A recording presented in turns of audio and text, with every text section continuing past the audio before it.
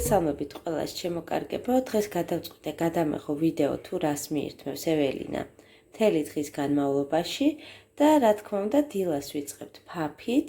დღეს გვექნება ხორბლის ფაფა, აქ მე მაქვს 1 ფინჯანი წყალი და 1/4 ფინჯანის ხორბალი. დაახლოებით არის 3 სუფრის კოზი.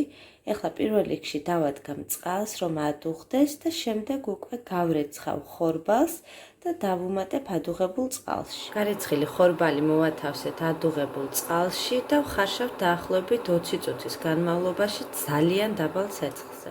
გავიდა უკვე 20 წუთი, რაც ხორბალი მოვათავსე მოსახარშად. ეხლა კი დავამატებ ნახევარჭიქაზე ცოტა ოდნავ ნაკლებ რძეს და ცოტაოდენ კარაქს, ქურას უკვე გავთიშავ და დავტოვებ დაახლოებით თავდახურული 10-15 წუთის განმავლობაში. ესეც ეველინას ხორბლის ფაფა. ზემოდან მოვუსხი ცოტა რაოდენობით თაფლი. ეველინა თაფლს მიირთმევს 15 თვიდან პედიატრის რეკომენდაციით. ჩვენთან არის დაახლოებით 12:30 და ეხლა არის ეველინას ხილის ჭამის დრო.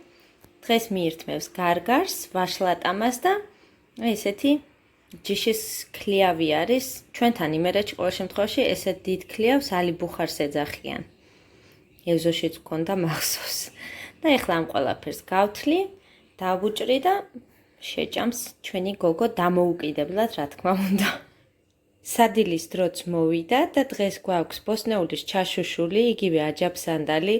უბრალოდ ბადრიჯანი არა გვაქვს აქ, რადგან ჯერჯერობით ეველინას არ გაუსინჯავს. როგორც იცით, ეველინა არის 2 წლის და ეხა გვიწევს პედიატრთან მისვლა, გეგმიური ვიზიტი და აი ვნახოთ ბადრიჯანთან დაკავშირებით ეხლა რას გვეტყვის. მანამდე მე თვითონ ვერიდები, პედიატრის გარეშე არ მინდა რომ მივცე.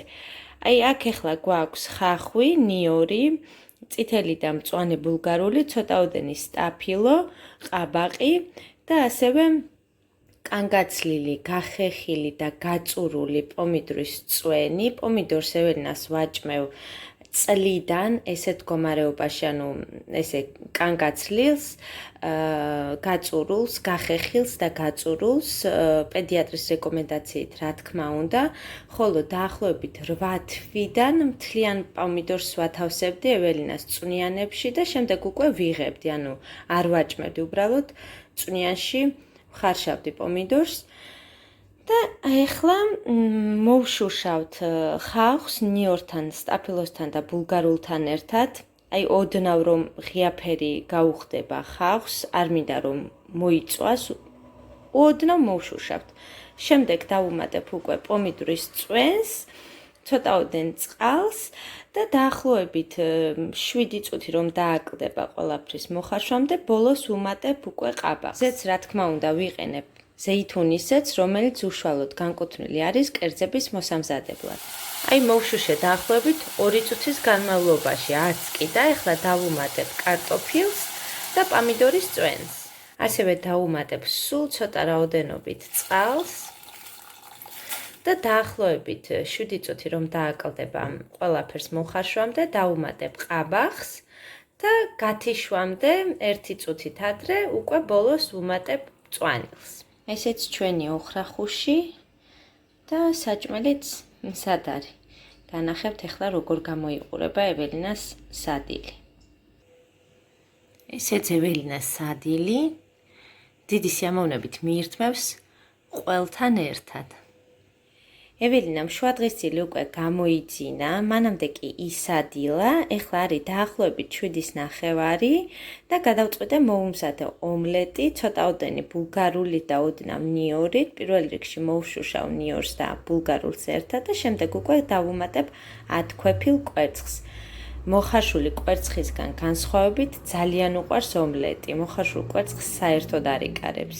ესეც ეველინას ომლეტიც მზად არის. ომლეტის ჭამის შემდეგ შეიძლება დაახლოებით 1 საათში მიირთვას იოგურტი. შეიძლება არც შეჭამოს, გააჩნია როგორ ხასიათზე იქნება და დაახლოებით 10 საათისთვის უკვე, როდესაც მიდის დასაძინებლად, სვამს 250 მლ რძეს. სულ ეს არის ეველინას კვება მთელი დღის განმავლობაში. იმედია სასარგებლო ვიდეო გამოვიდა თქვენთვის. მადლობა რომ გვიყურებდით. თუ რაიმე კითხვა გექნებათ, არ მოგერიდოთ. დიდი სიამოვნებით გავცემ თქვენს ნებისმიერ კითხვას პასუხს. მომავალ შეხვედრამდე.